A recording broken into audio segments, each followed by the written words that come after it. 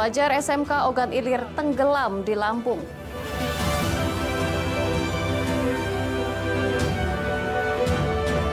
Gas dan minyak masih cemari sungai di Sungai Lilin Muba. Server PDN down, pembuatan paspor imigrasi masih terganggu.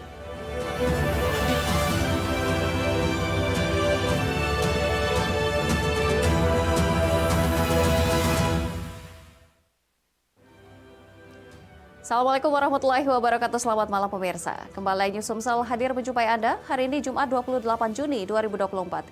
Selain 3 berita utama tadi, sejumlah informasi menarik lainnya akan kami hadirkan untuk Anda. Bersama saya Anggi Pradita, inilah News Sumsel selengkapnya.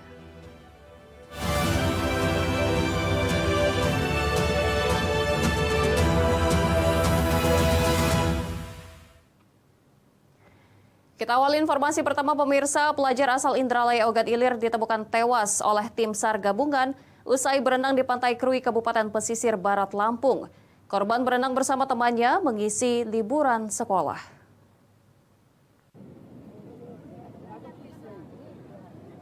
Korban Syahrial Malino, 17 tahun asal Indralaya Ogan Ilir, ditemukan usai hanyut tenggelam di Pantai Mandiri, Pekon Mandiri Sejati, Kecamatan Krui Selatan, Kabupaten Pesisir Barat, Provinsi Lampung.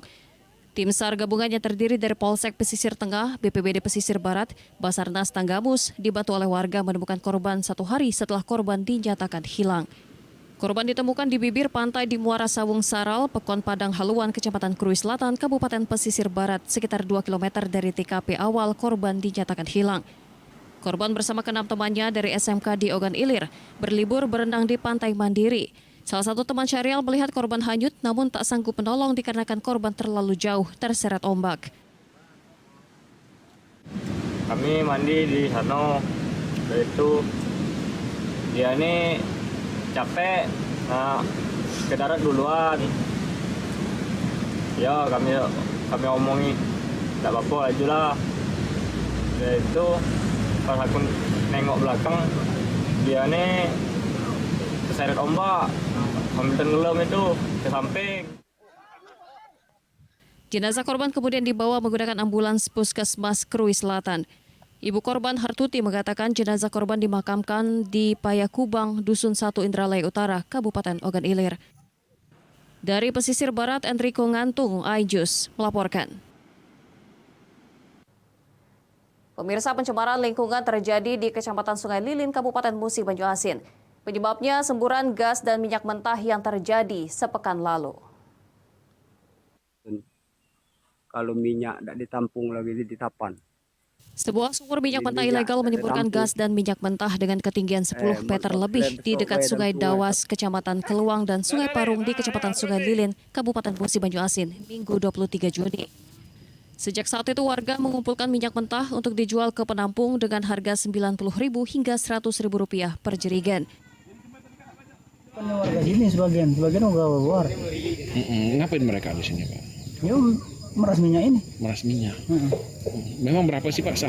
Ini Per jerigennya berapa jerigen? 90. 90. Itu siapa yang ngambil, Pak? Ini pulau kalau yang beli-beli yang dari luar, yang dari Bado.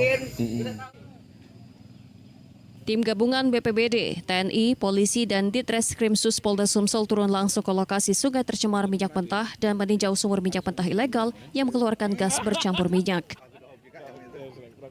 Kemarin sudah ngecek lokasi, sekarang penyelidikan terkait untuk tersangka pemilik lahan dan pelaku, khususnya pemilik sumur yang diduga mencemari lingkungan tersebut.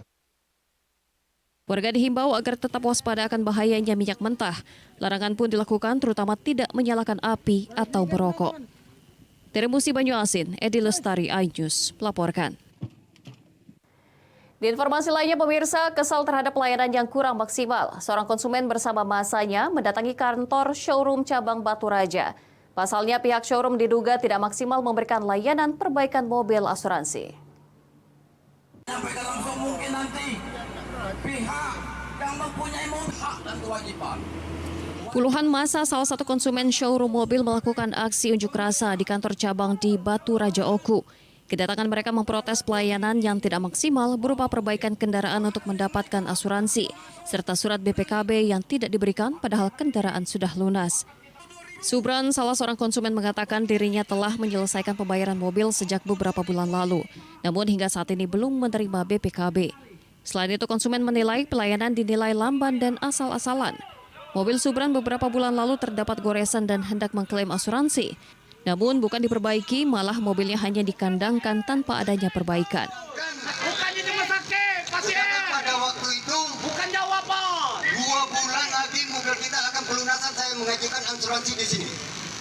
Oke, diterima. Sudah tahu ini dikandangkan mobil kita selama 2 bulan.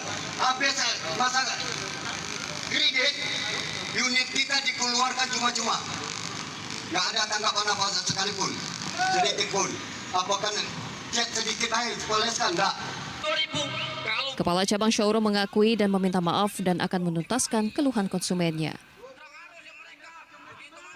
Jadi sampai saat ini kita masih mencoba untuk mendalami permasalahan, ya, apa yang menjadi tuntutan, dan kira-kira dari kami itu mesti lihat lagi titik permasalahannya. Jadi untuk lengkapnya saya belum bisa menjawab karena masih harus didalami dulu.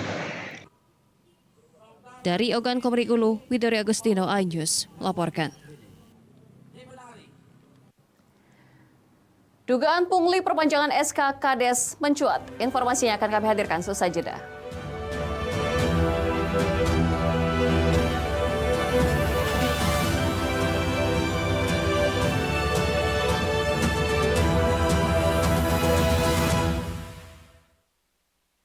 Update informasi terlengkap menuju prime time berkualitas bersama iNews. Bekerja keras. iNews sore setiap hari. iNews Room Senin sampai Jumat. iNews Prime Senin sampai Jumat. iNews Malam setiap hari hanya di iNews. Temani weekendmu bersama program kuliner spesial. Kalaparan, eksplor gokil wisata kuliner. Tempat makan yang jarang terekspos. Food Diary, mengupas sejarah kuliner, hidangan viral dari Nusantara sampai mancanegara. Mantep banget, mantep banget. Saksikan kuliner spesial weekend, Sabtu dan Minggu pukul 10 pagi di iNews. Today's officials are from Germany, led by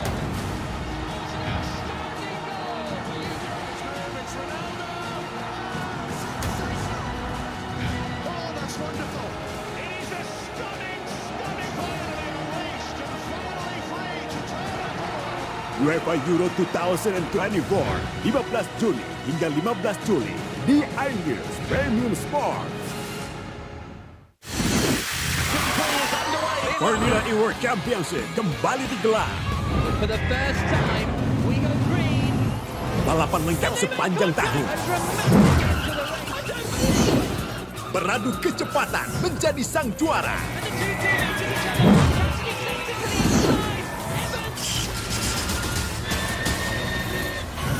Formula E World Championship 2024 hanya di iNews.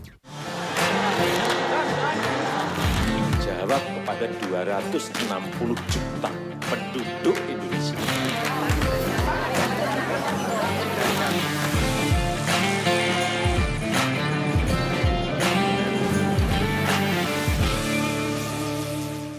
Update informasi terlengkap menuju prime time berkualitas bersama iNews. Selamat sore. Bekerja keras. iNews sore setiap hari. iNews Room Senin sampai Jumat. iNews Prime Senin sampai Jumat. iNews Malam setiap hari hanya di iNews. Temani weekendmu bersama program kuliner spesial. Kalaparan, eksplor gokil wisata kuliner. Tempat makan yang jarang terekspos. Food Diary mengupas sejarah kuliner, hidangan viral dari Nusantara sampai mancanegara. Mantep banget, mantep banget. Saksikan Kuliner Special Weekend, Sabtu dan Minggu pukul 10 pagi di iNews. Today's officials are from Germany, led by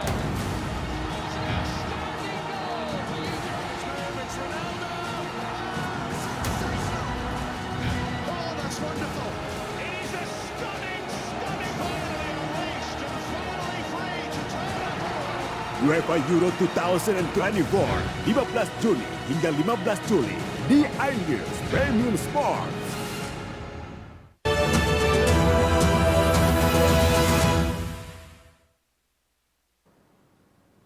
Pemirsa, Anda masih bersama kami dalam iNews Sumsel. Dugaan pungli perpanjangan SK Kepala Desa di Kabupaten Ogan Ilir terus mencuat hingga viral di pemberitaan. Para kepala desa keberatan karena diduga harus mengeluarkan biaya Rp700.000.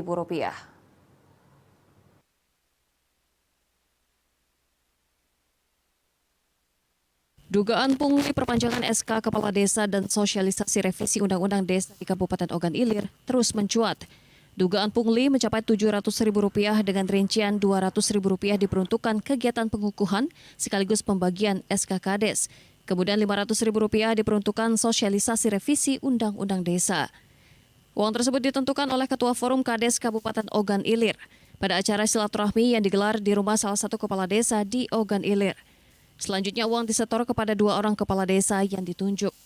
PLT Kepala PMD Kabupaten Ogan Ilir tidak berkomentar banyak terkait isu yang beredar karena dirinya baru saja diangkat sebagai PLT. Menurutnya jika ada setoran bukan kepada PMD melainkan di luar dinas atau ulah oknum. Kalau untuk ngekor itu sendiri, insya Allah tidak kate itu yang kita minta untuk bayar apa itu tidak kate. Ya. Yang surat yang ditandatangani oleh Ketua Forum Kades ini, Pak? Nah, itu kamu konfirmasi ke mereka. Gimana ya? Selaku PLT hari ini, Pak ya? Ya. Per hari ini PLT. Persiapan apa Pak yang akan dilakukan? Yo, masalah tempat, kemudian masalah SK. Ketua Forum Kepala Desa Kabupaten Ogan Ilir memilih bungkam dan enggan berkomentar. Dari Ogan Ilir, Fitriadi, iNews melaporkan. Pemirsa, sengketa lahan aset Desa Kasai, Kecamatan Sungai Rotan, Kabupaten Muara Enim antara pemerintah desa dengan warga bergulir ke persidangan. Perkara ini disidangkan karena warga tidak puas dengan perjanjian sebelumnya.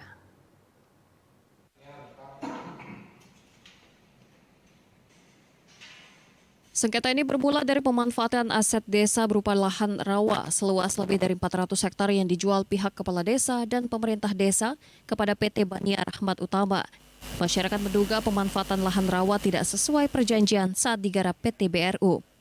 Kuasa hukum warga mengatakan dalam perjanjian dana hasil penjualan aset desa dan pemanfaatannya akan dibagikan kepada masyarakat dan untuk pembangunan desa Kasai.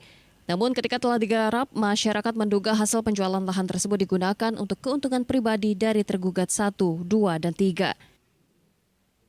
Beberapa tergugat, namun ternyata dari sidang pertama sampai hari ini tergugat utama yaitu PT Bania Rahmat Utama sampai sidang keempat ini tidak pernah hadir. Sedangkan sidang ini untuk memverifikasi berkas daripada baik itu tergugat maupun tergugat.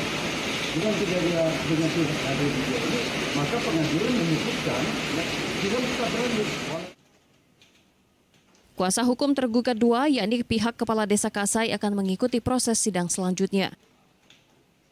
Pertama bahwa yang kami sampaikan, kami selaku kuasa hukum dari Kades Kasai tergugat 2 ingin menyampaikan bahwa pemberian lahan yang disengketakan ini sebenarnya sudah melalui proses mekanisme musyawarah desa yang dihadiri oleh ketua BPD, anggota BPD, perangkat desa, kelompok masyarakat desa. Sebelumnya telah digelar mediasi dan musyawarah hingga akhirnya pihak masyarakat menempuh jalur hukum agar nantinya aset desa dibagikan merata kepada masyarakat serta untuk pembangunan desa. Dari Muara Enim, Edwin Syah Satria, iNews melaporkan. Di informasi lainnya, pemirsa, Badan Penanggulangan Bencana Daerah Sumsel melakukan rapat koordinasi teknis atau Rakortek Penanggulangan Bencana di Sumatera Selatan. Sejumlah wilayah rawan karhutlah menjadi perhatian serius BPBD Sumsel menyambut musim kemarau.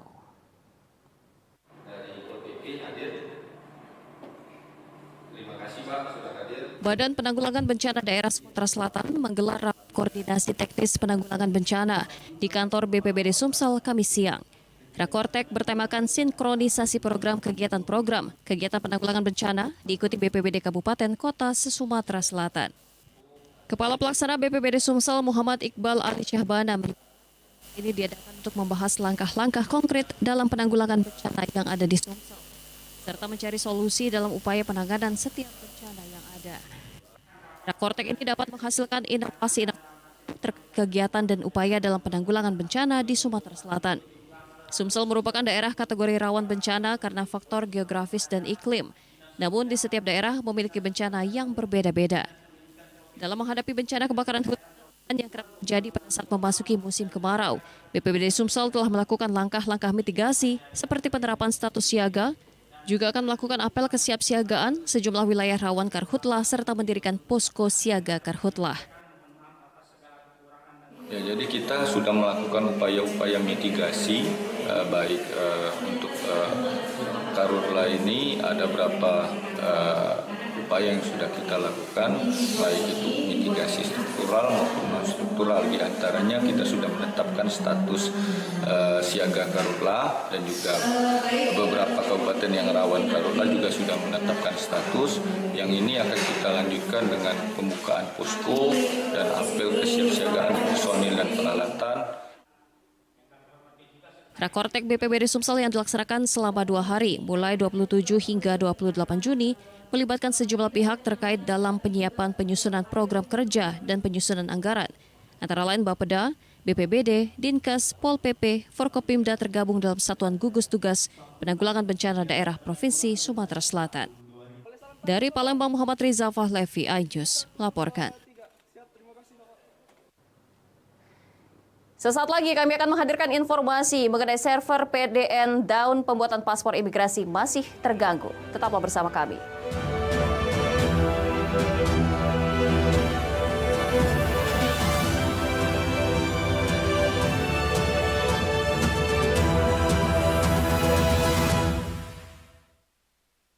Update informasi terlengkap menuju prime time berkualitas bersama iNews. Selamat sore. Bekerja keras. iNews sore setiap hari. iNewsroom Senin sampai Jumat. iNews Prime Senin sampai Jumat. iNews malam setiap hari hanya di iNews. Temani weekendmu bersama program kuliner spesial. Kalaparan, eksplor gokil wisata kuliner.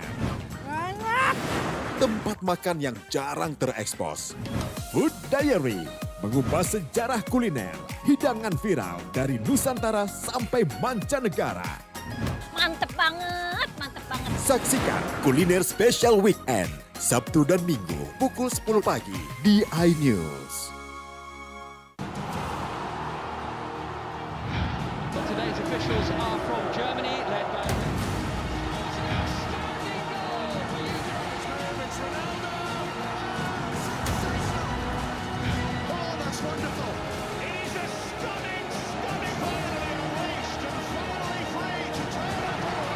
UEFA Euro 2024, 15 Juni hingga 15 Juli di iNews Premium Sport.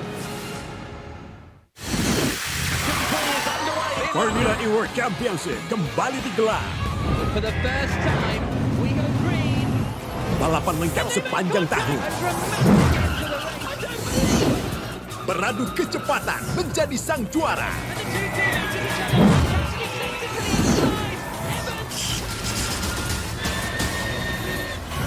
Formula E World Championship 2024 hanya di iNews.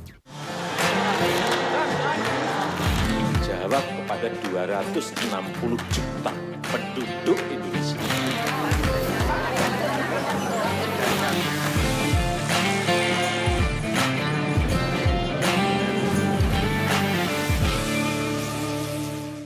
Update informasi terlengkap menuju prime time berkualitas bersama iNews.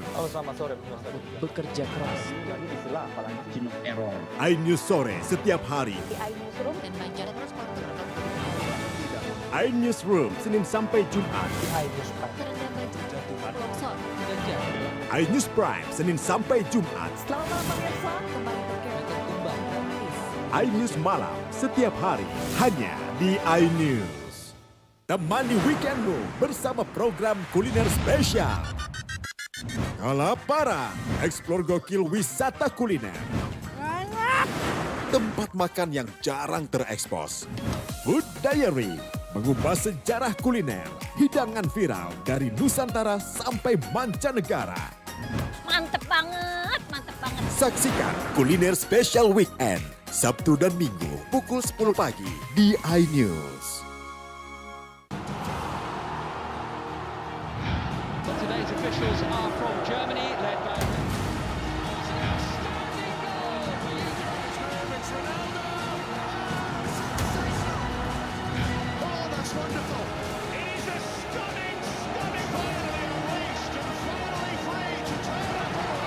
UEFA Euro 2024, 15 Juni hingga 15 Juli di iNews Premium Sports.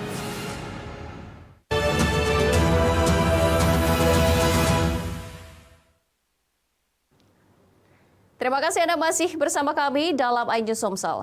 Pemirsa, di tengah sulitnya masuk menjadi peserta didik baru, justru peminat sekolah di pondok pesantren semakin meningkat. Orang tua memilih pondok pesantren dilatar belakangi Ponpes dapat membentuk karakter anak baik secara jasmani dan rohani.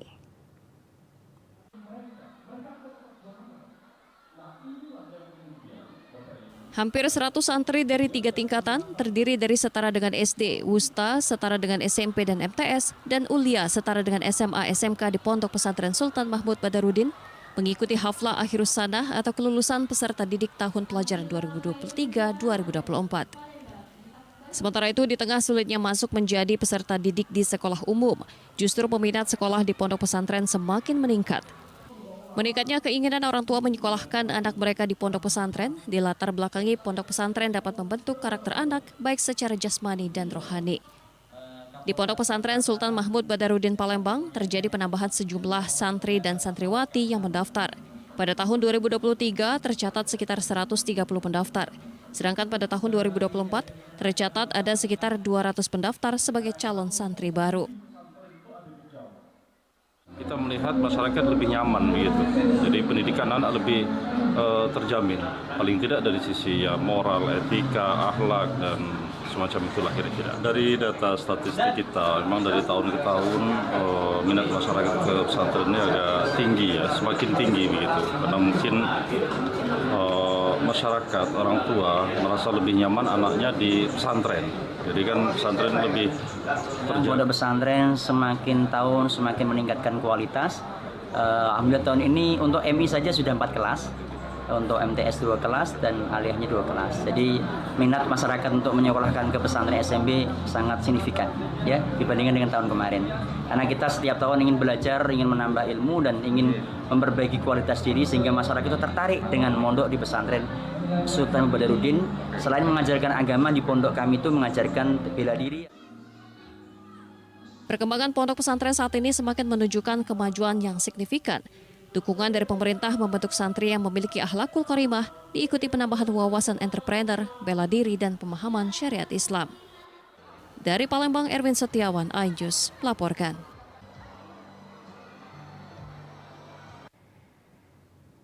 Pemirsa, kantor imigrasi kelas 1 TPI Palembang tetap melayani permohonan pembuatan paspor bagi masyarakat Palembang meski server pusat data nasional masih down. Sementara permohonan pembuatan paspor masih hanya sebatas pendataan.